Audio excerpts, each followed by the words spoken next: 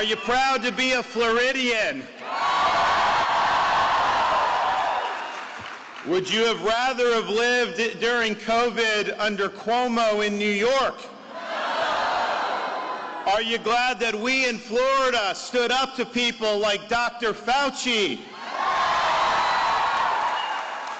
And are you proud that we are the free state of Florida?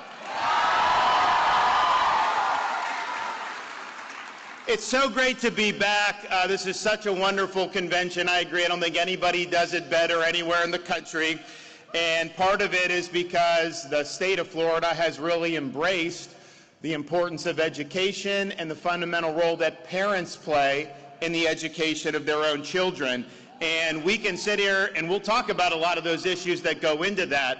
But what we have done in Florida is produce irrefutable results that our approach works.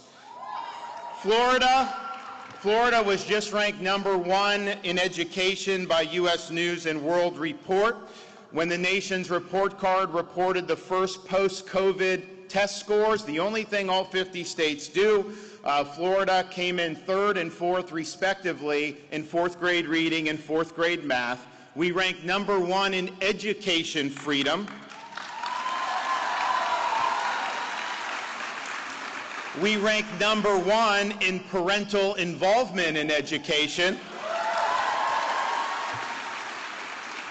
And we ranked #1 in higher education affordability. No tuition increases at our state universities in a decade, and we're going to keep it that way.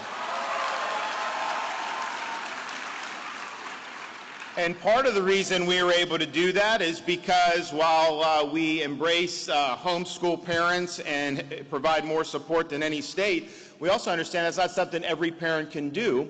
And when it came time to make decisions during COVID, we had to make decisions about, do you follow the crowd? Do you abdicate your office to somebody like Dr. Fauci? Or do you stand up to do what's right and make sure kids could be in school? And we made sure, using our authority, that every school district, starting in the summer of 2020, every school had to be open for in-person instruction. And so parents in this state had the ability to send their kid to school in person. We knew it was the right thing to do. Yeah, the media was lying about it. The left was lying about it. Even some Republicans were very weak on it, but we did the right thing. And now nobody wants to admit that they wanted to lock kids out of school for a year and a half, because you've seen the results. From 2020 to 2022, people have just totally vanished from some of these urban school districts across the country. Chicago, 25,000 fewer students than in 2020. Los Angeles, 43,000 fewer students than in 2020. New York, 50,000 fewer students than in 2020. In Florida, our school enrollment is up and our homeschool numbers are up.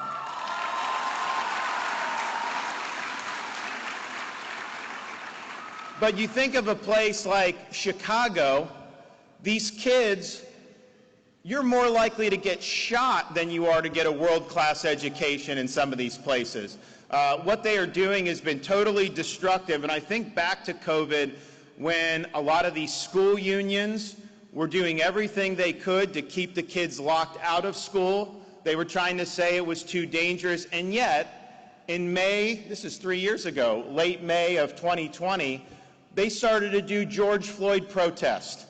BLM riots came out of that. And people were saying, well, wait a minute, if you can't do school because of COVID, if you're saying people got to stay in their homes because of COVID, how is it okay to have thousands of people crowded together to do these protests? And many of them became riots. And you had health bureaucrats said, well, you shouldn't have kids in school, you shouldn't have economy open, but you absolutely should be out protesting regardless of COVID. And that's when you knew this was all a total fraud.